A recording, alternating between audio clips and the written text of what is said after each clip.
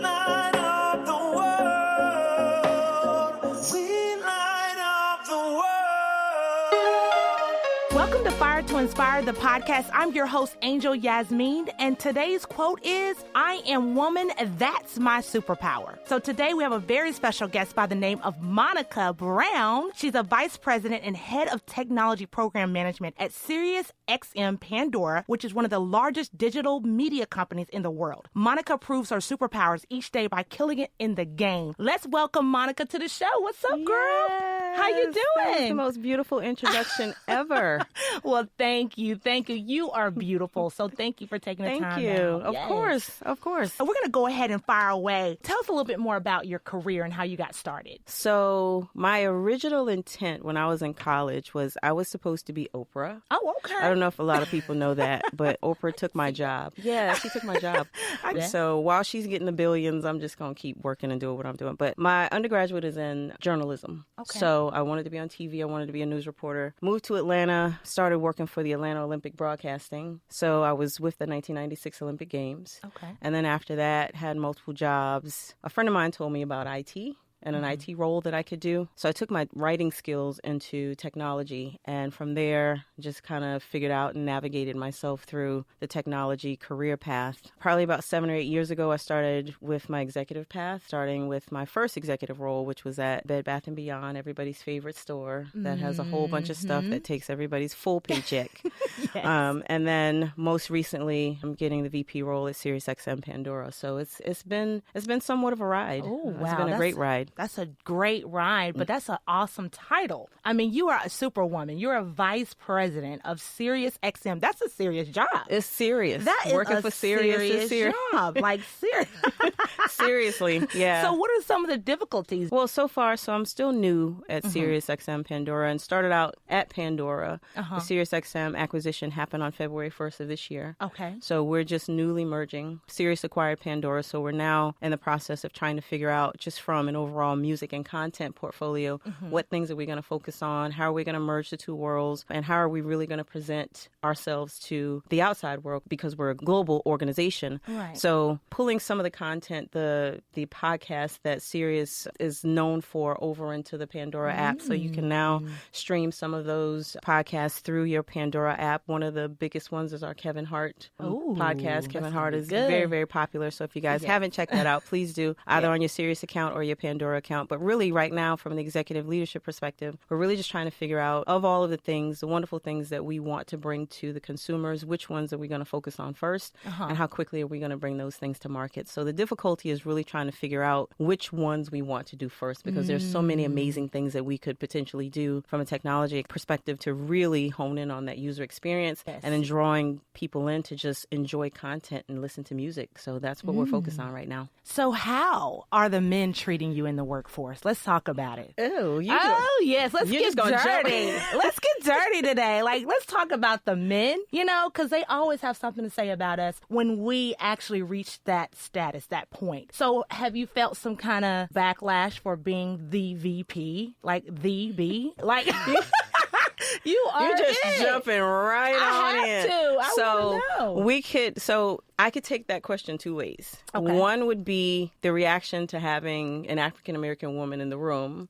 When there's not a whole lot of us, what are the other men in the room? How are they reacting to me? Absolutely. Or I could take it as, if I am actively seeking another, what is that reaction? So which aspect? Okay. Well, let's get juicy then.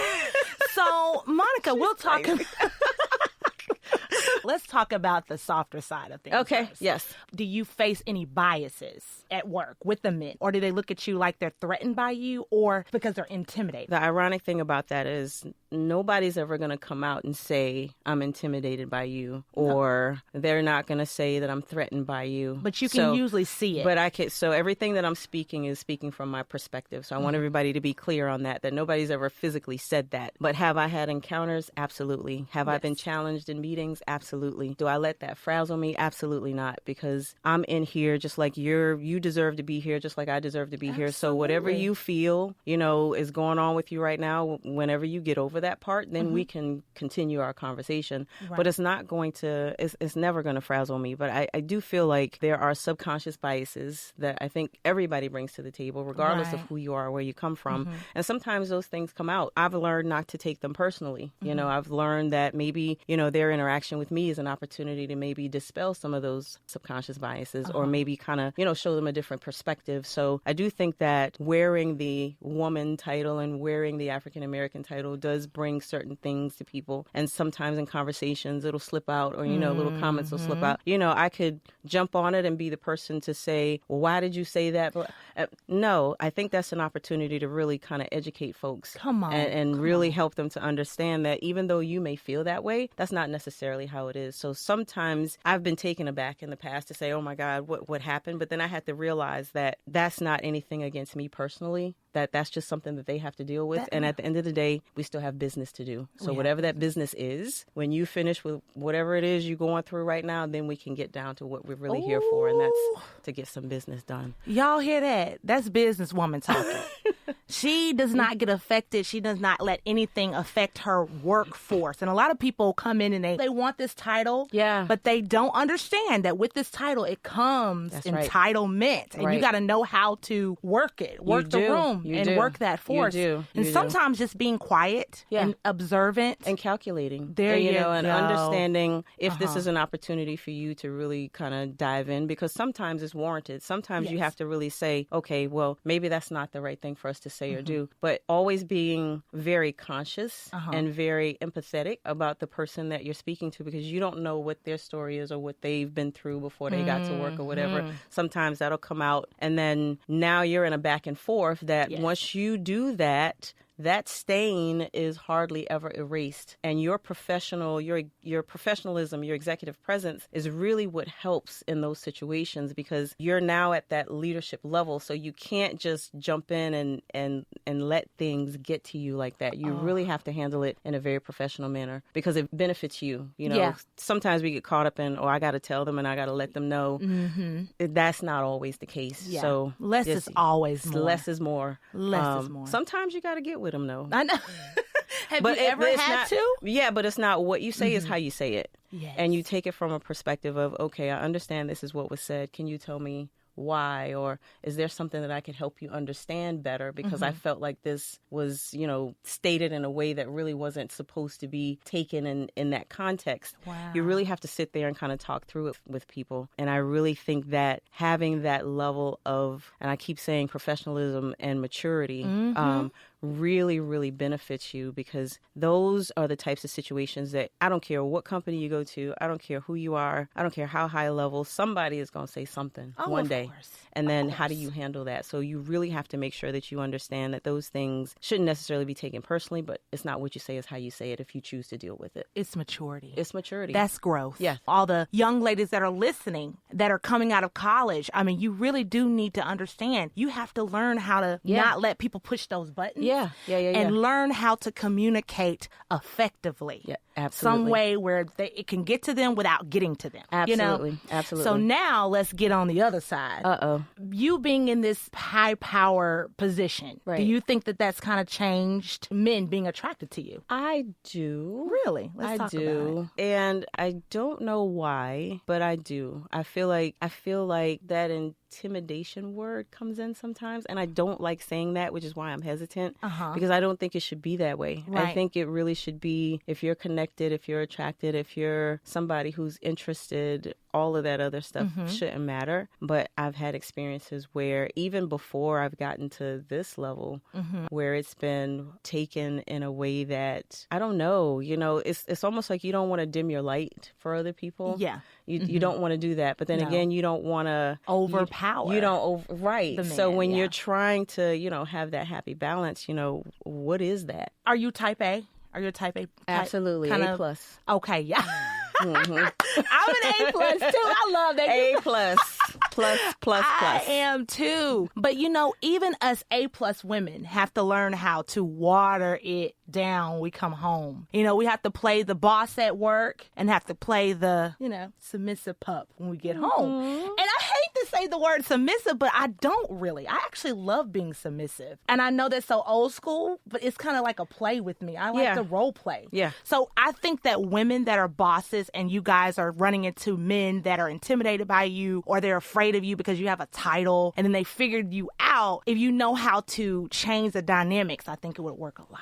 We can stay on that topic for a long Role time. play. Yeah, we can stay on that topic for a long time. And then, too, I mean, another perspective is just having somebody that appreciates who you are. Right. And doesn't worry about that even being a part of it. Like, once you leave that, leave it outside, or if you bring some stuff home, what's wrong with just saying, hey, how can I be there for you? How can I support you? And vice versa. Like, it's not one-sided. Absolutely. So to your point, the support of the partner goes both ways, but having somebody strong enough to understand that this is what you do, but then at home you may need something different. I think we do a good job. Yeah. We go over and beyond for these men, and I just feel like they need to just zero in on our gifts and celebrate it. Yeah. Why not? Yeah. Well, you know what? What would be cool is like if you did take that perspective and actually brought a few of those men in here for some back and forth. I would be interested in that perspective because I think that would be something maybe, that's a nice I don't panel know, discussion. that would be a phenomenal panel discussion. Moderated by you. I'm not against it. So what do you love most about your job? Oh, man. I think there are two things that I love most about my job. One is being on the edge of technology. I love being a part of seeing something that is a part of a conversation in the room or during a meeting, and an idea comes up, and then 3 months later, 6 months later, you actually see it implemented and out there, and you can say, hey, I was a part of that. It's so exhilarating to just hear the process of going from, let's say we want to take your podcast to, I don't know, Bora Bora, and then we start the process, and then you actually launch in Bora Bora. And the second part, I think, is just being responsible with the careers of other people. Because in a leadership role, you actually have a team of people that report to you, be it 2 people or 200.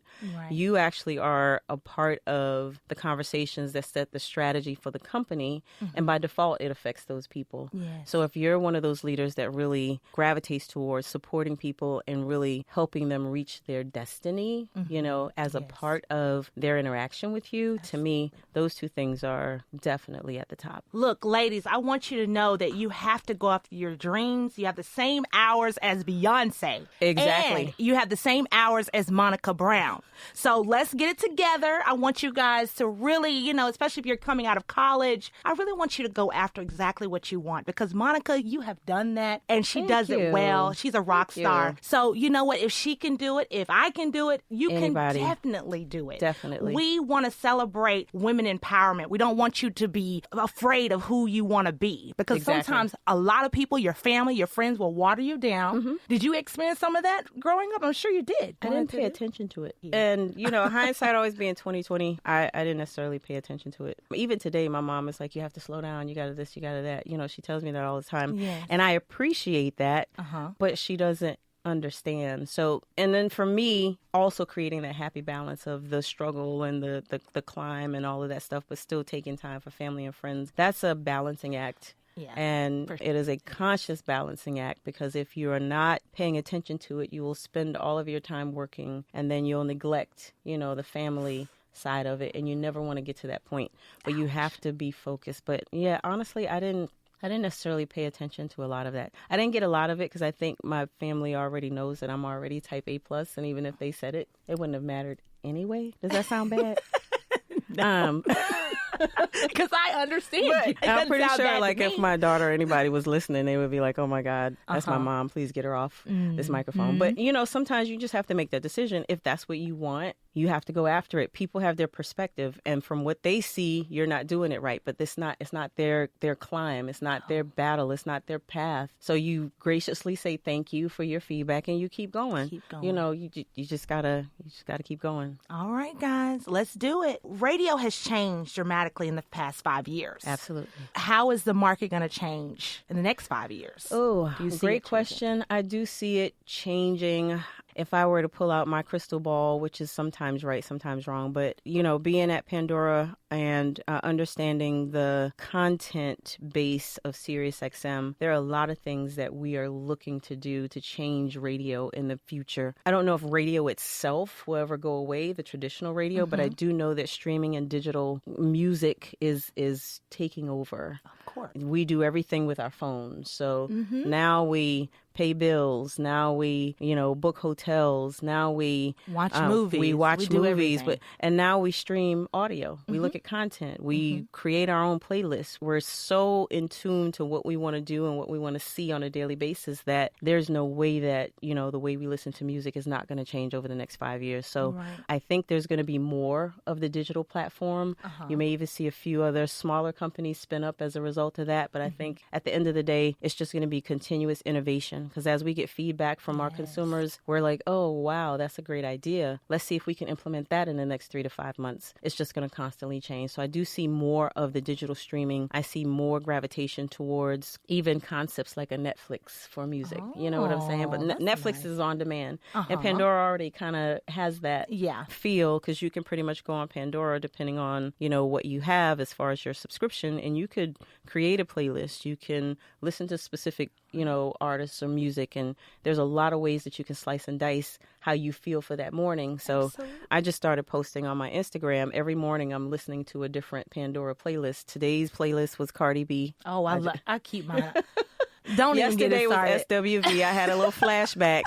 Music is mood. Music is who you are that morning. Music is happy. It's sad. It's all of those aspects. So really just kind of making sure that we are giving the consumers what they want as far as the ability to play music and interact with content on a daily basis, both on the Sirius and Pandora side, bringing those two worlds together. So I do see that there are going to be several changes over the next 5 years. Wow. Well, I can't wait to see what's going to happen and what's going to unfold for you and the company. This is exciting. What ignites the fire within you to do what you love every day? And give the ladies some advice, some encouraging words. Okay. So I like to eat, and I don't want to be homeless. Those are the two biggest drivers. Okay. Because if I don't work, I don't eat. I heard that. And if I don't work, bills don't get paid. So that's the bottom. That's the bottom. But what motivates me is, of course, my family. I have 2 daughters, one that's in high school, one that's out of college. And I think that for me, they have constantly been the drivers, because just having someone that they can see and touch that is not ashamed to grind, not ashamed to do what it takes to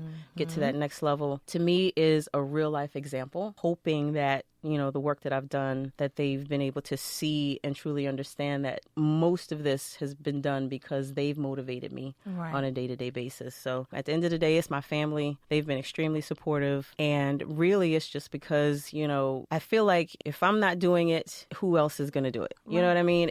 And then I get a lot of questions from young ladies when I'm speaking to different high school and college students. And they're like, well, how do I get to the next level but still not lose who I am?